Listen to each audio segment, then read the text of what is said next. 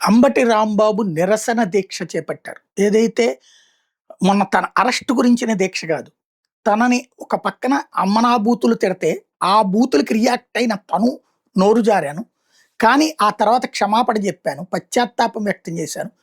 అయినా నా ఇంటి మీద పడి 6 గంటల పాటు ఎడతెరిపి లేకుండా దాడులు చేసి, నా కుటుంబ సభ్యులకి రక్షణ లేకుండా చేసినటువంటి సందర్భంలో కంప్లైంట్ ఇస్తే పట్టించుకొని పోలీసుల దగ్గర నుంచి ప్రతి ఒక్కళ్ళది ఒక ఎత్తైతే, నన్నే అరెస్ట్ చేసి తీసుకెళ్లి నన్ను హింసించాలని ప్రయత్నించారు.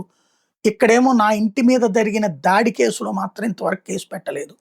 ఇది అంబటి రాంబాబు నిరాహార దీక్ష కారణం.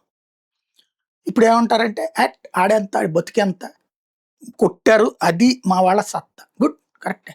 ఇప్పుడు ఆ మధ్యన ఎన్టీఆర్ ట్రస్ట్ భవన్ మీద దాడి, చంద్రబాబు ఇంటి మీద దాడి, ఆ తర్వాత గన్నవరం కార్యాలయం మీద దాడి, ఇవన్నీ జరిగినప్పుడు కూడా వైసీపీ ఏముందిలే అనుకుంది. ఏదో వాళ్ళని స్టేషన్ బెయిల్ ఇచ్చి వదిలేశారు.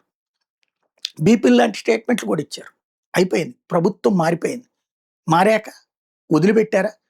వెంటాడారు, వేటాడారు, తీసుకొచ్చారు, చితక్కొట్టారు, కేసులు పెట్టారు, జైళ్లలో పెట్టారు. ఇప్పటికీ కోర్టుల చుట్టూ తిరుగుతున్నారు. ఇవాళ దాడులు చేసిన వాళ్ళందరూ కోరుకోవాల్సింది జగన్ ఇక జీవితంలో అధికారంలోకి రాకూడదని.